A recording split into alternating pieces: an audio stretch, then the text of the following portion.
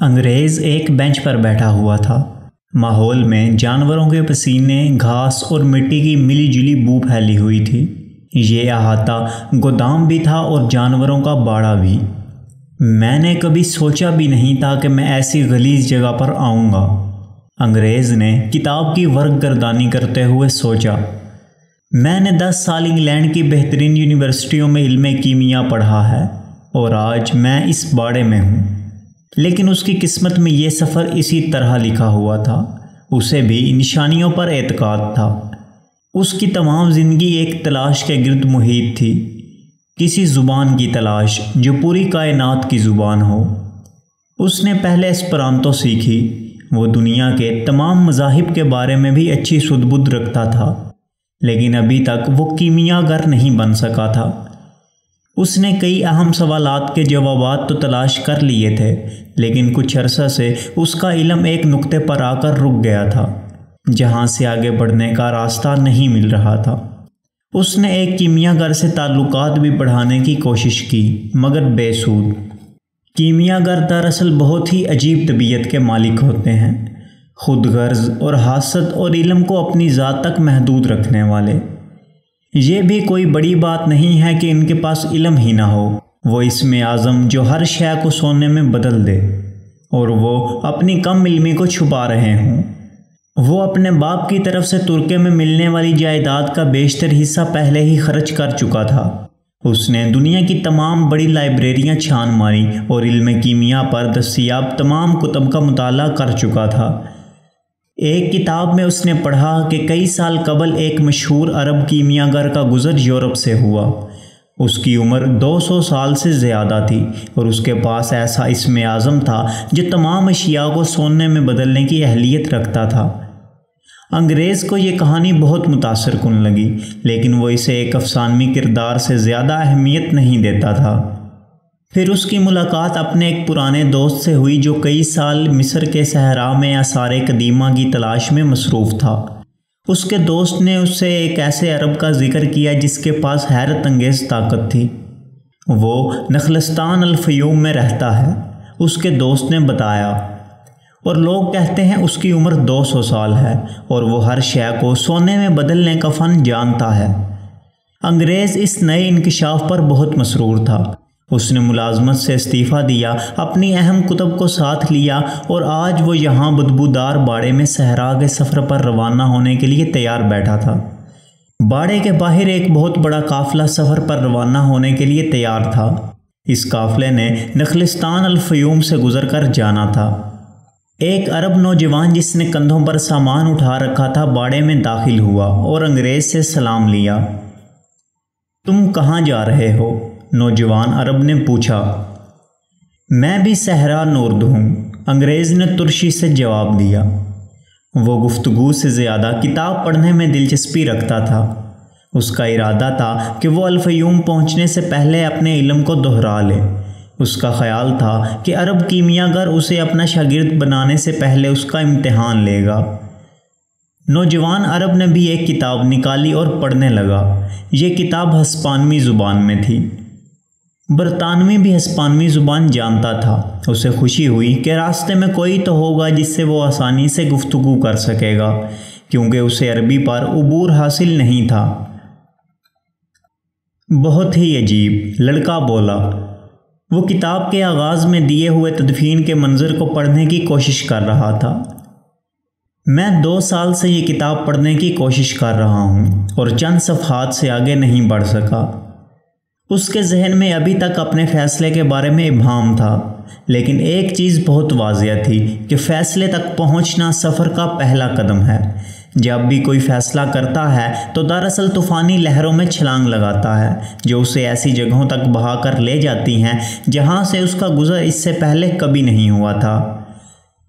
جب میں نے خزانے کی تلاش میں نکلنے کا فیصلہ کیا تو مجھے نہیں معلوم تھا کہ مجھے کرسٹل کی دکان میں ملازمت کرنی پڑے گی۔ اس قافلے میں شامل ہونا تو محض میرا ایک فیصلہ ہے، مگر یہ قافلہ مجھے کہاں لے جاتا ہے یہ فی الحال ایک معمہ ہے۔ قریب بیٹھے ہوئے انگریز کا رویہ غیر دوستانہ لگتا تھا۔ لڑکے نے کتاب بند کر دی۔ وہ ایسا کوئی بھی عمل نہیں کرنا چاہتا تھا جو اسے انگریز سے مماثل کر دے۔ اس نے اپنی جیب سے یوریم اور تھومیم نکالے اور انہیں اچھالنا شروع کر دیا۔ یوریم اور تھومیم انگریز کے منہ سے بے ساختہ نکلا۔ یہ بیچنے کے لیے نہیں ہے، وہ جلدی سے پتھروں کو جیب میں ڈالتے ہوئے بولا، اور ان کی کوئی خاص قیمت بھی نہیں ہے۔ انگریز نے جواب دیا، یہ صرف پہاڑی کرسٹل ہیں، اس طرح کے لاکھوں پتھر مل جائیں گے، لیکن صرف جاننے والوں کو ہی پتہ ہے کہ یہ یوریم اور تھومیم ہیں۔ مجھے نہیں معلوم تھا کہ اس علاقے میں بھی موجود ہیں۔ یہ مجھے ایک بادشاہ نے تحفے میں دیے تھے، لڑکے نے جواب دیا۔ انگریز نے کوئی جواب دینے کی بجائے جیب میں ہاتھ ڈالا اور اس طرح کے 2 پتھر باہر نکالے۔ بادشاہ نے تم سے کیا کہا؟ شاید تمہیں یقین نہیں آ رہا کہ کوئی بادشاہ مجھ جیسے غریب چرواہے سے بات کرنا پسند کرے گا۔ بالکل بھی نہیں، یہ چرواہے ہی تو تھے جنہوں نے دنیا میں پہلے بادشاہ کی بادشاہت کو تسلیم کیا تھا۔ انگریز بولا، یہ سب میں نے بائبل میں پڑھا ہے، اور بائبل میں ہی میں نے یوریم اور تھومیم کے بارے میں پڑھا تھا۔ انگریز نے اپنی بات جاری رکھتے ہوئے بتایا، مستقبل بینی کی صرف یہ صورت خدا کی طرف سے منع نہیں ہے۔ پادری یہ پتھر سونے کی زرہ میں جڑ کر پہنتے ہیں۔ لڑکے کے چہرے پر حیرانی اور خوشی کا ملا جلا تاثر تھا۔ اسے بہت خوشی ہوئی کہ وہ اس باڑے میں آیا۔ شاید یہ بھی ایک نشانی ہے۔ انگریز بولا، تمہیں نشانیوں کے بارے میں کس نے بتایا ہے؟ لڑکے کی حیرت مسلسل بڑھتی جا رہی تھی۔ زندگی میں ہونے والی ہر ایک بات نشانی ہے، انگریز نے جواب دیا۔ دنیا میں ایک عالمگیر زبان ہے، لیکن افسوس یہ ہے کہ ہم اسے بھلا چکے ہیں۔ میں اور چیزوں کے علاوہ اس عالمگیر زبان کی تلاش میں ہوں، اور اس لیے میں یہاں آیا ہوں۔ مجھے اس شخص کی تلاش ہے جو یہ زبان جانتا ہے۔ وہ ایک کیمیا گر ہے۔ انگریز نے اپنی بات جاری رکھی۔ اسی دوران گودام کا مالک آ گیا۔ آپ دونوں بہت خوش قسمت ہو، آج ہی ایک قافلہ الفیوم جا رہا ہے، گودام کا مالک بولا۔ مگر مجھے تو مصر جانا ہے، لڑکا جلدی سے بولا، اس کے چہرے سے پریشانی عیاں تھی۔ الفیوم مصر میں ہی ہے۔ تم کس قسم کے عرب ہو جسے اپنے جغرافیے کا ہی علم نہیں ہے، گودام کا مالک بولا۔ یہ بھی ایک نشانی ہے، گودام کے مالک کے جانے کے بعد انگریز بولا۔ میں کبھی ایک انسائکلوپیڈیا لکھوں گا جس میں صرف قسمت اور محض اتفاق کے بارے میں معلومات ہوں گی، اور عالمگیر زبان انہی 2 الفاظ پر مشتمل ہے۔ اس نے اپنی بات کی وضاحت کرتے ہوئے مزید کہا، یہ محض اتفاق نہیں ہے کہ تم مجھے اس جگہ اس طرح ملے کہ تمہارے ہاتھ میں یوریم اور تھومیم تھے، اور نہ ہی یہ اتفاق ہے کہ ہم دونوں اپنی قسمت کی تلاش میں ہیں۔ میں اپنا خزانہ تلاش کرنے نکلا ہوں، لڑکا بولا، مگر اسے فوراً احساس ہوا کہ اسے انگریز کو خزانے کے بارے میں نہیں بتانا چاہیے تھا، لیکن انگریز نے خزانے میں کوئی دلچسپی ظاہر نہیں کی۔ ایک طرح سے میں بھی خزانے کی تلاشی میں آیا ہوں، انگریز نے جواب دیا۔ میں اس قافلے کا سردار ہوں، ایک باریش آدمی بولا۔ اس قافلے میں موجود ہر آدمی کی زندگی اور موت خدا کے بعد میرے اختیار میں ہے۔ صحرا ایک خوبصورت دوشیزہ کی مانند ہے جو مردوں کے ہوش اڑا دیتی ہے۔ یہ قافلہ 200 افراد اور 400 جانوروں پر مشتمل تھا۔ قافلے میں بچے، خواتین اور مرد شامل تھے۔ کچھ مردوں نے اپنی کمر کے ساتھ تلواریں باندھ رکھی تھیں اور کچھ کے کندھوں پر رائفلیں تھیں۔ انگریز کے سامان میں کئی سوٹ کیس تھے جن میں کتابیں بھری ہوئی تھیں۔ قافلے میں بہت سے لوگ ہیں، سردار نے اپنی بات جاری رکھی۔ شور کی وجہ سے اسے اپنی بات بار بار دہرانی پڑ رہی تھی۔ ہر ایک کے اپنے نظریات ہیں، لیکن میں ایک خدائے واحد پر یقین رکھتا ہوں، اور میں اسی کی قسم کھا کر عہد کرتا ہوں کہ ہر ممکن کوشش کروں گا کہ ہم خیریت سے صحرا عبور کر لیں، اور میں آپ سب سے بھی گزارش کروں گا کہ آپ لوگ بھی میرے ساتھ عہد کریں کہ آپ میرے حکم کی تعمیل کریں گے۔ صحرا میں نافرمانی کا مطلب صرف اور صرف موت ہوتا ہے۔ قافلے میں ہلکا سا شور تھا۔ تمام لوگ زیر لب عہد کر رہے تھے۔ لڑکے نے بھی یسوع کی قسم کھا کر عہد کیا کہ وہ سردار کے ہر حکم کی تعمیل کرے گا۔ انگریز البتہ خاموش تھا۔ لوگ دعا کر رہے تھے کہ قافلہ خیریت سے اپنی منزل پر پہنچ جائے۔ بغل کی آواز پر تمام لوگ اپنی اپنی سواریوں پر سوار ہو گئے۔ انگریز اور لڑکے کے پاس اونٹ تھے، وہ بھی ان پر سوار ہو گئے۔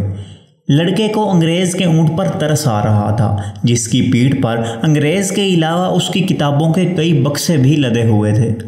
دنیا میں محض اتفاق نام کی کوئی چیز نہیں ہے۔ انگریز نے گفتگو کا سلسلہ وہیں سے جوڑا جہاں سردار کی تقریر کی وجہ سے منقطع ہوا تھا۔ میں یہاں پر اس لیے موجود ہوں کہ ایک دوست نے مجھے ایسے عرب شخص کے بارے میں بتایا۔ کارواں روانہ ہونے کی وجہ سے لڑکے کے لیے انگریز کی باتوں پر توجہ دینا مشکل ہو رہا تھا، لیکن وہ اندازہ کر سکتا تھا کہ انگریز کیا کہنا چاہ رہا تھا۔ ایک طلسماتی چکر جو ایک واقعہ کو دوسرے واقعہ کے ساتھ منسلک کرتا ہے، اسی چکر نے اسے پہلے چرواہا بنایا۔ اسی چکر کی وجہ سے اسے بار بار خواب نظر آیا، اور پھر وہی چکر اسے افریقہ کے صحرا میں لایا، جہاں اسے لٹنے کے بعد کرسٹل فروش سے ملنا تھا۔ اور جیسے جیسے کوئی اپنی منزل کے قریب ہوتا جاتا ہے، اتنا ہی منزل اس کی تخلیق کا سچا مقصد دکھائی دینے لگتی ہے۔ لڑکے نے سوچا۔ قافلے نے مشرق کی سمت اپنا سفر شروع کیا۔ قافلہ صبح کے وقت چلتا تھا۔ دوپہر سے پہلے جب دھوپ کی شدت بڑھ جاتی تھی، قافلہ رک جاتا تھا اور شام کے وقت اپنے سفر کا دوبارہ آغاز کرتا تھا۔ انگریز سفر کے دوران مطالعے میں مصروف تھا۔ لڑکا خاموشی سے جانوروں اور انسانوں کا مشاہدہ کر رہا تھا۔ اب منظر بالکل بدل چکا تھا اور وہ صحرا کے بیچوں بیچ سفر کر رہے تھے۔ قافلے میں بچوں کی چیخوں اور جانوروں کی آوازوں کا نہ تھمنے والا شور تھا، اور ماحول میں جانوروں کی مخصوص بو تھی اور گائیڈز کی چیخو پکار۔ اگر کسی چیز کو دوام تھا تو وہ صحرا کی مخصوص ہوا اور جانوروں کے قدموں کی آواز تھی۔ میں نے یہ صحرا اس سے قبل بھی کئی بار عبور کیا ہے، ایک ہودی بان بولا، لیکن صحرا اتنا وسیع ہے اور افق اتنا دور کہ انسان کو اپنا آپ بہت حقیر لگتا ہے۔ شاید اسی لیے انسان صحرا کی ہیبت سے خاموش رہتا ہے۔ ہودی بان کی بات لڑکے کی سمجھ میں آ رہی تھی، حالانکہ اس نے اس سے قبل صحرا میں قدم نہیں رکھا تھا۔ جب بھی کبھی اس نے سمندر کو دیکھا یا آگ کا مشاہدہ کیا تو فوراً اس پر ان کی لافانی طاقت نے اثر چھوڑا تھا۔ میں نے بھیڑوں سے بہت کچھ سیکھا اور میں نے کرسٹل فروش سے بھی کافی نئی باتیں سیکھیں۔ لڑکے نے سوچا، میں صحرا سے بھی بہت کچھ سیکھوں گا۔ صحرا اسے عمر رسیدہ اور دانا لگا۔ ہوا مسلسل چل رہی تھی۔ لڑکے کو یاد آیا کہ اسی ہوا کو اس نے طرفہ کے قلعے کی فصیل پر بیٹھ کر اپنے چہرے پر محسوس کیا تھا۔ اس خیال نے اسے اپنی بھیڑوں کی یاد دلا دی۔ بھیڑیں اب بھی اندلس کی چراگاہوں میں چارے اور پانی کی تلاش میں ہمیشہ کی طرح ماری ماری پھر رہی ہوں گی، لیکن اب وہ میری بھیڑیں نہیں ہیں، اس نے اپنے آپ سے کہا۔ اب تک وہ اپنے نئے مالک کے ساتھ مانوس ہو چکی ہوں گی اور مجھے بھول چکی ہوں گی۔ چلو اچھا ہی ہے کہ بھیڑیں اس کام میں ماہر ہیں کہ وہ کوئی غم زیادہ دیر تک نہیں پالتی۔ اسے تاجر کی بیٹی کا خیال آ گیا۔ اس نے بھی اب تک شاید شادی کر لی ہوگی، کسی تاجر سے یا پھر کسی چرواہے سے جو پڑھ سکتا ہو اور اسے دلچسپ کہانیاں سنا سکے۔ آخر وہ واحد چرواہا تو نہیں تھا جسے پڑھنا لکھنا آتا تھا۔ اسے اپنی دانائی پر بھی حیرت اور مسرت ہوئی کہ وہ ہودی بان کی پرفلسفہ گفتگو کا مطلب سمجھ گیا تھا۔ اسے لگا جیسے وہ عالمگیر زبان سیکھ رہا ہو، وہ عالمگیر زبان جو انسانیت کے ماضی اور حال دونوں میں یکساں محیط تھی۔ اس کی سمجھ میں آنے لگا کہ کبھی کبھار انسان کی روح کائنات کے دھارے میں ڈبکی لگانے میں کامیاب ہو جاتی ہے تو اسے غیب کی چیزوں کی ایک جھلک نظر آتی ہے۔ آخر کار کہیں تو تمام انسانیت کا ماضی، حال اور مستقبل محفوظ تھے، اور شاید اسے ہی قیافت شناسی کہتے ہیں۔ مکتوب۔ لڑکے کے کانوں میں کرسٹل فروش کے الفاظ کی گونج سنائی دی۔ صحرا کہیں تو ریت کا سمندر تھا اور کہیں کہیں پہاڑ اس سمندر کے درمیان سے نکل آئے تھے۔ جب بھی کبھی قافلے کا سامنا کسی چٹان یا ٹیلے سے ہوتا تو قافلے کا رخ وقتی طور پر بدل دیا جاتا۔ جب کبھی ریت بہت نرم ملتی جہاں پر جانوروں کے قدم دھنسنے کا خطرہ ہوتا تو راستہ بدل کر قافلہ ایسی جگہ کا انتخاب کرتا جہاں سخت زمین ملے تاکہ جانور آرام سے سفر جاری رکھ سکیں۔ کبھی کبھار قافلے کا سامنا خشک جھیل سے ہوتا جس کے اوپر خشک نمی کی تہ جمی ہوتی تھی۔ یہاں جانور بدک جاتے تھے اور آگے چلنے سے انکار کر دیتے۔ ایسی صورت میں حدیبان نیچے اتر کر جانوروں کا بوجھ اتارتے اور کچھ وزن اپنے کندھوں پر اٹھا کر جھیل پار کرتے اور دوبارہ وزن جانوروں پر لاد دیتے۔ لیکن اس سب کچھ کا نتیجہ صرف ایک تھا، چاہے قافلے کو جتنی بھی چٹانوں کا سامنا ہوتا یا خشک جھیلوں سے واسطہ پڑتا، چکر لگانے کے بعد قافلہ دوبارہ واپس اسی سمت میں روانہ ہو جاتا جس طرف سے اس نے پہلے دن رخ کیا تھا۔ قافلے کی نظر اپنی منزل پر تھی اور وہ اپنی سمت کا تعین اس ستارے کی مدد سے کرتا تھا جو نخلستان الفیوم کے اوپر تھا۔ جب قافلے والوں کی نظر صبح کے وقت اس ستارے پر پڑتی تو انہیں یقین ہو جاتا کہ ان کا رخ اس لکودک صحرا کے بیچوں بیچ موجود پانی، کھجوروں کے باغ اور ریگستان کی کڑی دھوپ میں دستیاب راحت افزا سائے کی طرف ہے۔ اگر کوئی سب کچھ سے بے خبر تھا تو وہ انگریز تھا، کیونکہ وہ اپنی کتابوں میں مشغول تھا۔ لڑکے کے پاس بھی ایک کتاب تھی اور اس نے سفر کے ابتدائی ایام میں اس کو پڑھنے کی کوشش بھی کی، لیکن اسے کتاب کی نسبت فطرت کا نظارہ زیادہ دلچسپ لگا۔ اگرچہ اس کا خیال تھا کہ وہ جب بھی کتاب کھولتا ہے تو اس پر کوئی نہ کوئی اہم انکشاف ہوتا ہے، لیکن پھر بھی اس نے کتاب سے چھٹکارا حاصل کر لیا اور اس نے حدیبان سے دوستی کر لی۔ شام کو وہ آگ کے قریب بیٹھ کر حدیبان کو اپنی مہم جوئی کے قصے سناتا اور حدیبان کی باتیں سنتا تھا۔ میں الکیروم کے پاس رہتا تھا۔ ایک شام حدیبان نے اسے بتایا، میرے پاس اپنا باغ تھا، گھر بار اور بچے تھے، یہ سب کچھ لافانی محسوس ہوتا تھا۔ ایک سال جب فصل بہت اچھی ہوئی تو میں پورے خاندان کے ساتھ حج کے لیے مکہ گیا۔ یہ میری زندگی کی واحد غیر تکمیل شدہ خواہش تھی۔ اب مجھے زندگی سے کسی اور چیز کی تمنا نہیں تھی۔ اب اگر مجھے موت بھی آ جاتی تو میں نے اپنی جان آفرین کے سپرد کر دیتا۔ ایک روز بہت زور کا زلزلہ آیا اور اس کے ساتھ ہی دریائے نیل طغیانی پر آ گیا۔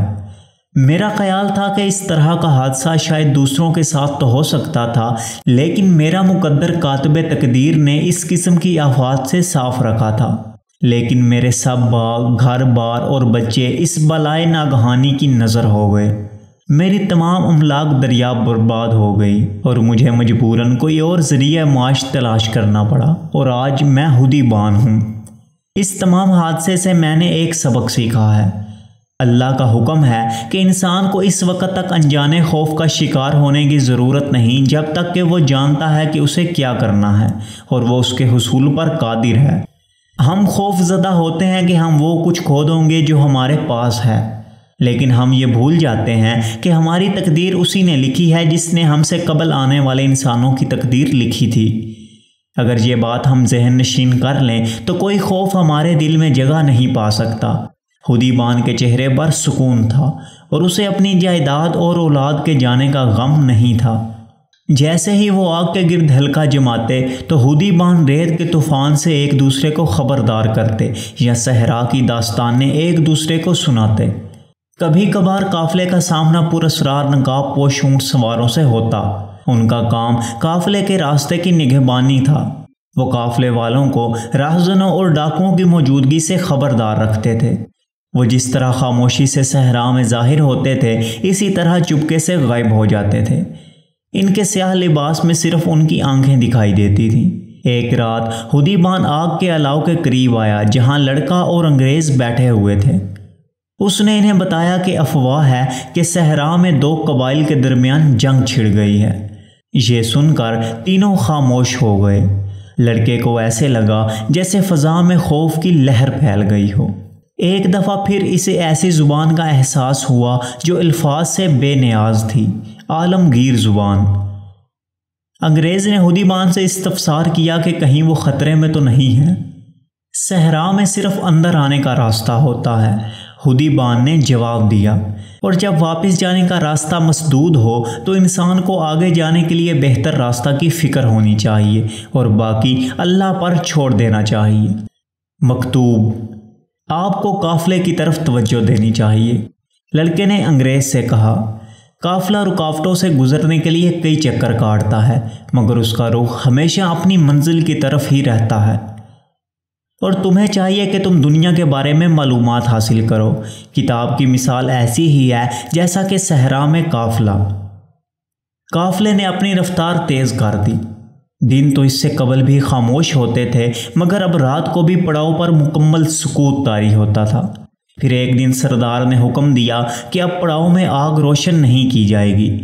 اس طرح جنگجو قبائل کو قافلے کی آمد کا علم ہونے کا خدشہ تھا۔ اب جب بھی پڑاؤ پڑتا تو جانوروں کو ایک دائرے کی صورت میں باندھ دیا جاتا اور درمیان میں انسان سوتے تھے، اور پڑاؤ کے چاروں اطراف میں محافظ بھی تعینات کیے جاتے تھے۔ ایک رات جب چاند صحرا کی ریت پر اپنی سحر انگیز چاندنی پھینک رہا تھا، لڑکے نے انگریز کو اپنی کہانی سنائی۔ انگریز بالخصوص کرسٹل کی دکان اور قہوہ خانے کی کامیابی سے بہت متاثر ہوا۔ یہی اصول تمام امور میں کار فرما ہے۔ لڑکے کی بات ختم ہونے پر انگریز بولا، کیمیا گری کی زبان میں اسے کائنات کی روح کہا جاتا ہے۔ جب انسان دل کی گہرائیوں سے کچھ تمنا کرتا ہے تو وہ کائنات کی روح کے قریب ہوتا ہے۔ یہ ہمیشہ ہی مثبت عمل ہے، اور یہ صرف انسان نہیں ہے کہ جس میں روح ہے، بلکہ کائنات کی ہر شے، چاہے وہ جمادات ہوں یا نباتات یا جانور ہوں، سب میں روح ہے۔ کائنات میں مسلسل ایک تغیر کار فرما ہے، کیونکہ کائنات ایک زندہ و جاوید حقیقت ہے کہ دنیا کی ہر چیز میں روح کار فرما ہے۔ ہم بھی اس روح کا ایک جز ہیں، شاید اسی لیے ہمیں اس کا ادراک نہیں ہوتا کہ یہ روح ہماری بھلائی کے لیے مصروف عمل ہے۔ شاید کرسٹل کی دکان میں تم نے محسوس کیا ہوگا کہ گلاس تک تمہاری جدوجہد میں تمہاری معاونت کر رہے تھے۔ لڑکا چند لمحوں کے لیے گہری سوچ میں ڈوب گیا۔ اس نے پہلے چاند کو دیکھا اور پھر دودھیا ریت پر نظر جماتے ہوئے بولا، میں نے صحرا کے بیچ میں قافلے کو بغور دیکھا۔ قافلے اور صحرا کی یہ ایک ہی زبان ہے، اور اس لیے صحرا قافلے کو گزرنے کی اجازت دیتا ہے، اور وہ مسلسل دیکھ رہا ہوتا ہے کہ قافلے کا ہر قدم اپنے مقررہ وقت پر مقررہ جگہ پر پڑتا ہے یا نہیں۔ اگر یہ ایسا ہے تو ہم ضرور نخلستان پہنچنے میں کامیاب ہوں گے۔ اگر ہم اس قافلے میں محض اپنی جرت مندی کے زور پر چل رہے ہوتے اور ہمیں اصل حقیقت کا علم نہ ہوتا تو شاید یہ سفر بھی بہت تکلیف دہ ہوتا۔ دونوں خاموشی سے چاند کی طرف دیکھ رہے تھے، اور یہ نشانیوں کا جادو ہے۔ لڑکا سکوت توڑتے ہوئے بولا، میں نے دیکھا ہے کہ کس طرح ہدیبان بظاہر بے نشان صحرا میں راستہ تلاش کرتے ہیں، اور کس طرح قافلے کی روح صحرا کی روح سے ہم کلام ہوتی ہے۔ مجھے بھی قافلے کا اتنی گہرائی سے مشاہدہ کرنا چاہیے، انگریز بولا، اور مجھے تمہاری کتابوں کا مطالعہ، لڑکے نے جواب دیا۔